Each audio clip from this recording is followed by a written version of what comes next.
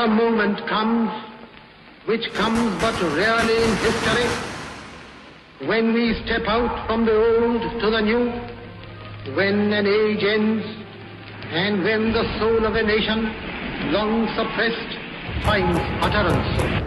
It is fitting that at this solemn moment we take the pledge of dedication to the service of India and her people and to the still larger cause of humanity. Hindustan की आजादी की कहानी, जंजीरों से जकड़े दिन और घुप काली अंधेरी रातों की कहानी। कहानी उनकी जिनके अनगिनत पीठ और कंधों पर चढ़कर आजादी का सूरज हिंदुस्तान के आसमान में उदित हुआ।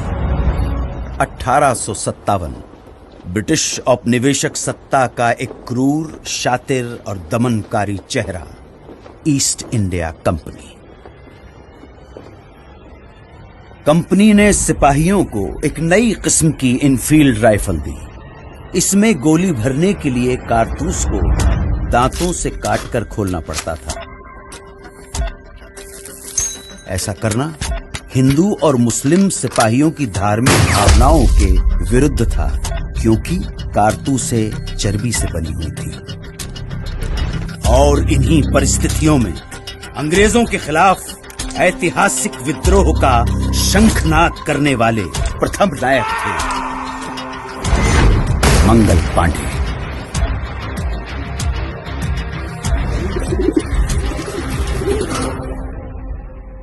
मंगल पांडे की शहादत बारूद के ढेर में पहली चिंगारी थी, और ये चिंगारी ऐसी भड़की के देखते ही देखते बगावत की आग में पूरा देश दहकने लगा। वक्त आने पर बता देंगे तुझे आसमां, हम अभी से क्या बताए क्या हमारे दिल में है। तूफानों की टोली और नसों में इनकलाब, होश दुश्मन के उड़ा देंगे हमें रोको ना। दूर रह पाए जो हमसे तुम कहाँ मंजिल में है, सरफरोशी की तमन्ना अब हमारी। हम तो घर से ही थे निकले बांध कर सर पे कफन, जहाँ हथेली पर हुए लो बढ़ चले हैं एक।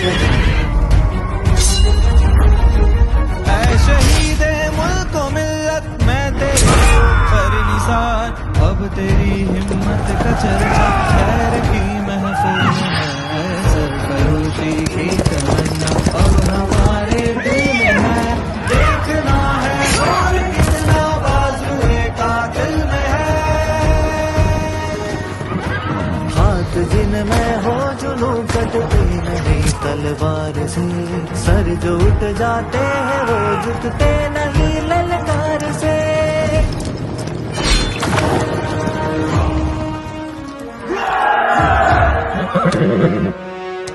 इनकी गाथा छोड़ चले हम झांसी के मैदानों में, जहाँ खड़ी है लक्ष्मी बाई मर्द बनी मर्दानों में।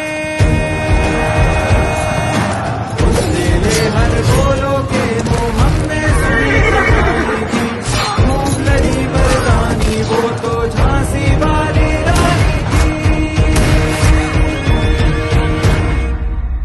अंग्रेजों ने इस विद्रोह को निर्ममता से कुचल दिया। ब्रिटिश फौज द्वारा दिल्ली पर कब्जे के बाद आखिरी मुगल बादशाह बहादुर शाह जफर गिरफ्तार कर लिए गए। लाखों हिंदुस्तानियों को बर्बर तरीके से मौत के घाट उतार दिया गया। इसी के साथ स्वतंत्रता संग्राम के इतिहास में एक युग का अंत हो गया। वो खून कहो किस मतलब का जिसमें उबाल का नाम नहीं, वो खून कहो किस मतलब का आ सके देश के काम नहीं। लिए हथियार दुश्मन ताक रहे हैं ठाड़ कर, और हम तैयार है सीना लिए अपना इधर।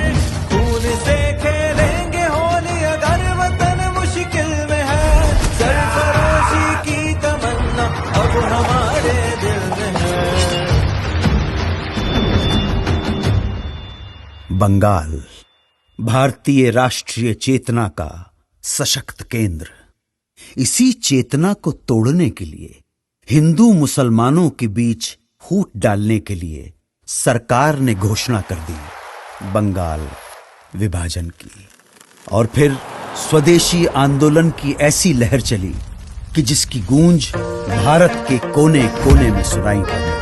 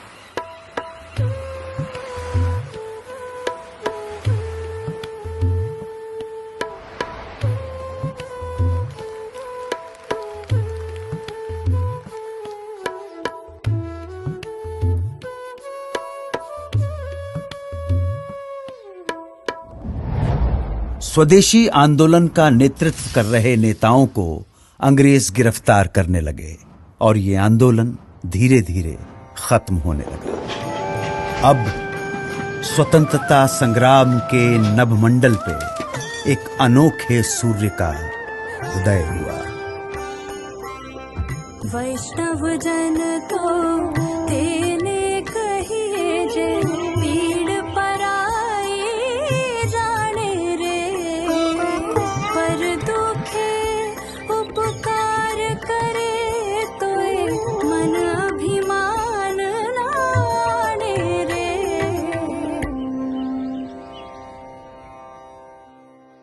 1919 की बैसाखी। इस दिन कुछ ऐसा हुआ जिससे पूरे देश की आत्मा सिहर उठी।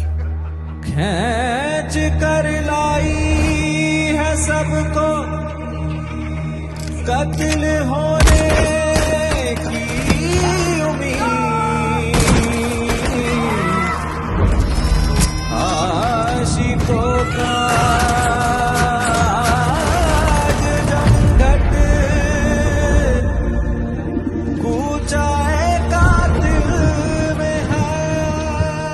स्वतंत्रता संघर्ष को अब अगले मुकाम तक ले जाने के लिए महात्मा गांधी ने अहिंसक असहयोग आंदोलन की घोषणा की। इसका उद्देश्य स्वशासन की स्थापना और स्वराज्य की प्राप्ति थी। जनता ने इस घोषणा को हाथों हाथ लिया। लोगों ने सरकारी नौकरियों का, अंग्रेजी स्कूल कॉलेजों का, विदेशी कपड़ों और सामानों का बहिष्कार करना शुरू कर दिया और जनता स्वदेशी वस्तुओं का इस्तेमाल करने लगी। आंदोलन अपने उफान पर था। तभी गोरखपुर के चौरी चौरा में एक जुलूस के दौरान प्रदर्शनकारियों और पुलिस के बीच हिंसक मुठभेड़ हुई। इसमें 3 प्रदर्शनकारियों और 22 पुलिसकर्मियों की जानें चली गईं। हिंसा से आहत होकर गांधी जी ने असहयोग आंदोलन वापस ले लिया। इस फैसले से देश के एक बड़े हिस्से में मायूसी छा गई। उन्हीं दिनों गरम दल क्रांतिकारियों के इरादे कुछ और ही इशारा कर रहे थे। हाथ जिनमें हो जुनून कटते नहीं तलवार से, सर जो उठ जाते हैं वो झुकते नहीं ललकार से, और भड़केगा जो शोला सा हमारा दिल में है, सरफरोशी की तमन्ना अब हमारे दिल में है, सरफरोशी की। एक तरफ देश जहां विदेशी शोषण और दमन से लड़ रहा था, वहीं दूसरी तरफ छुआछूत जैसी भयानक सामाजिक कुरीतियों के खिलाफ बाबा साहेब अंबेडकर का सत्याग्रह जारी था। निर्दयी सरकार ने बारडोली के सूखाग्रस्त इलाकों में लगान पर छूट की बजाय उसे उल्टा बढ़ा दिया। तब सरदार वल्लभ भाई पटेल के नेतृत्व में किसानों ने सत्याग्रह का एक नायाब तरीका अपनाया। जब पुलिस लगान वसूलने गांव में आती तो उन्हें पूरा का पूरा गांव खाली मिलता। देश भर में स्वतंत्रता सेनानी अपना सर्वस्व झोंकने के लिए तैयार थे।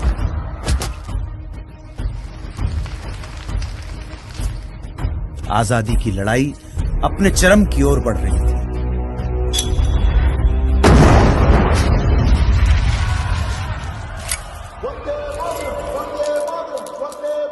कांग्रेस के लाहौर अधिवेशन में तिरंगा फहराकर पूर्ण स्वराज्य की घोषणा कर दी गई।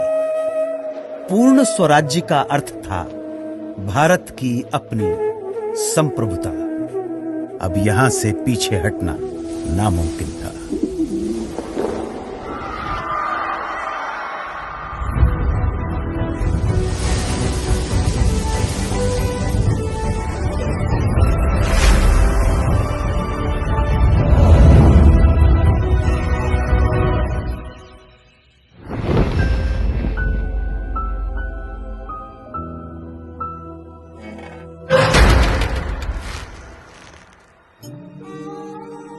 चौबीस दिन 240 मील की यात्रा, एक वृद्ध फकीर का हाथ में लाठी लिए दुनिया के सबसे शक्तिशाली साम्राज्य को चुनौती देने के लिए निकल पड़ना। इस अद्भुत दृश्य में कुछ ऐसा जादू था कि देश भर में लोगों का मन आंदोलित हो उठा। बेरहम ब्रिटिश सरकार नमक जैसी बुनियादी चीज के उत्पादन और व्यापार पर रोक लगा चुकी थी और ब्रिटेन से आने वाला नमक भी भारी टैक्स लगाकर बेचा जाता था।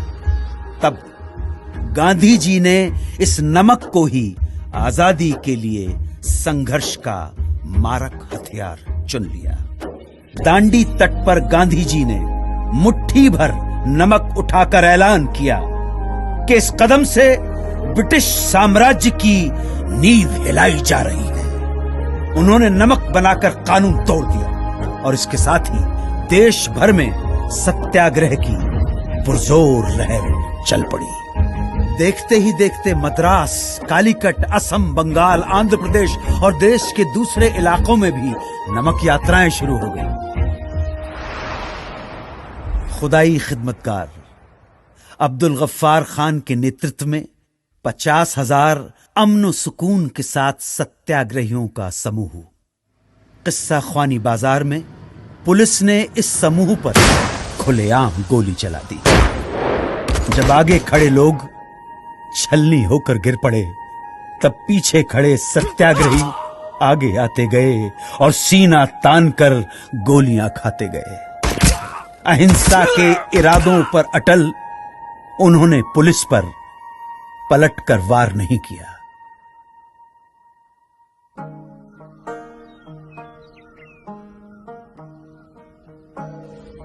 मन समर्पित, तन समर्पित और ये जीवन समर्पित, चाहता हूं देश की धरती तुझे कुछ और भी दूं।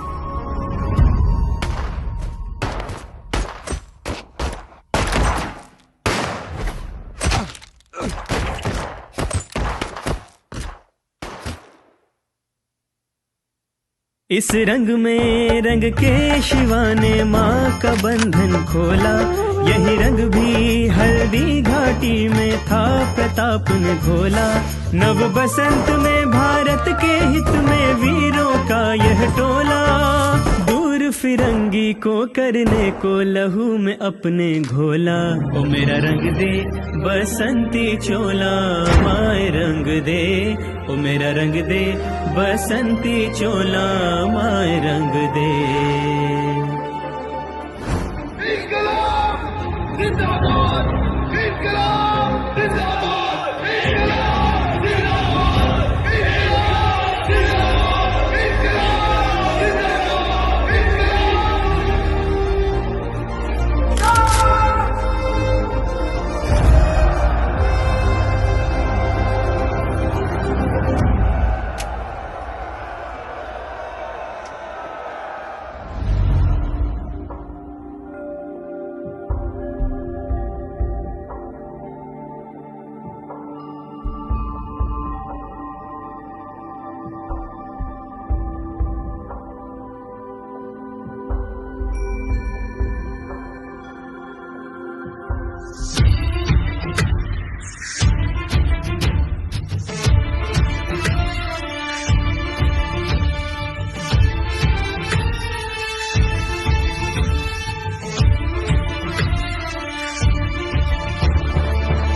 अब आजादी की लड़ाई को अंजाम तक पहुंचाने के लिए महात्मा गांधी ने भारत छोड़ो आंदोलन की घोषणा की।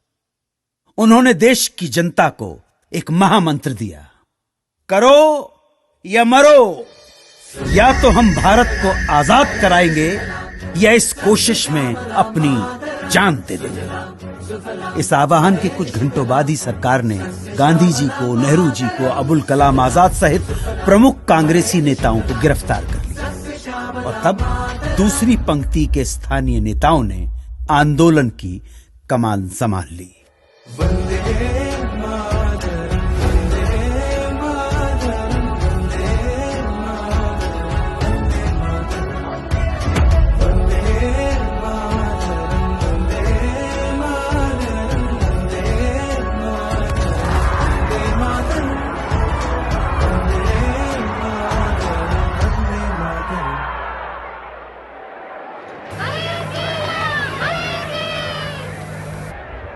This is Congress Radio calling on 42.34 meters from somewhere in India.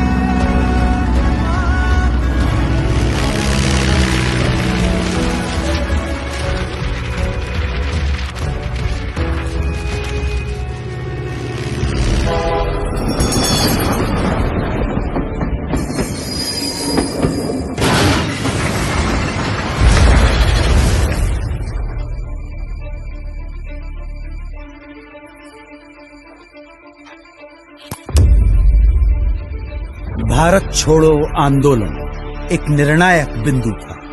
इस आंदोलन में पूरा देश कूद पड़ा। पुलिस थानों, कचहरियों, रेलवे स्टेशनों और अंग्रेजी सत्ता के दूसरे प्रतीकों पर कब्जा कर उन पर तिरंगा फहराया जाने लगा।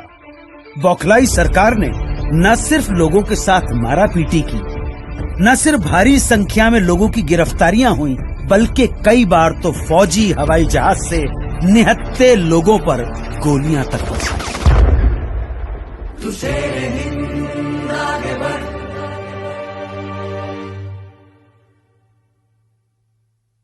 मरने से तू कभी न डर।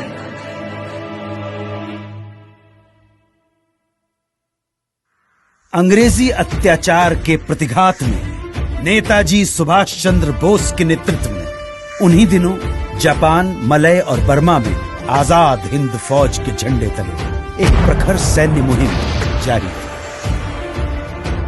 कदम कदम बढ़ाए जा, खुशी के गीत गाए जा, ये जिंदगी है कौम की, कौम दे तू हिंद आगे बढ़, तू कभी न डर, ये दुश्मनों का सर, ये वतन बढ़ाए जा।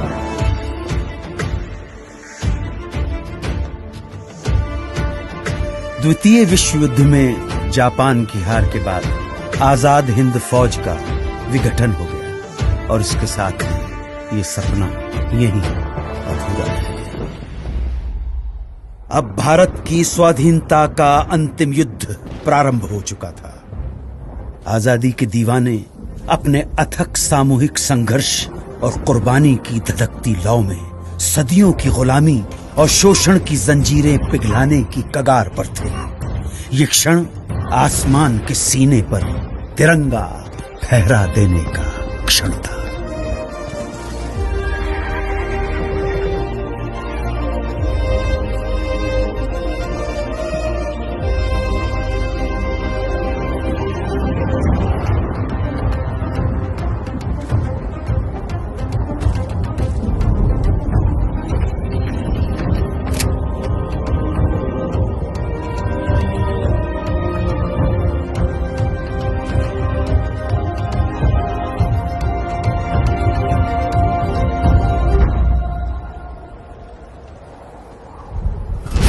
Long years ago, we made a tryst with destiny, and now the time comes when we shall redeem our pledge.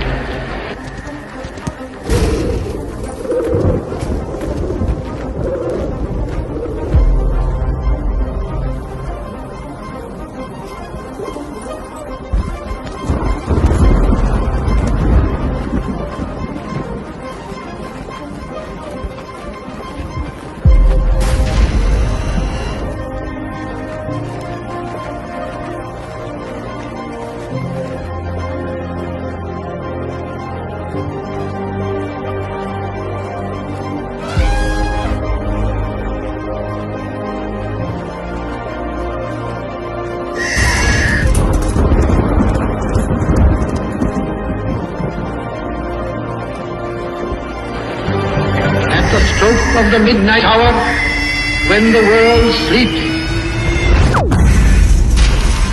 India will awake to life and freedom.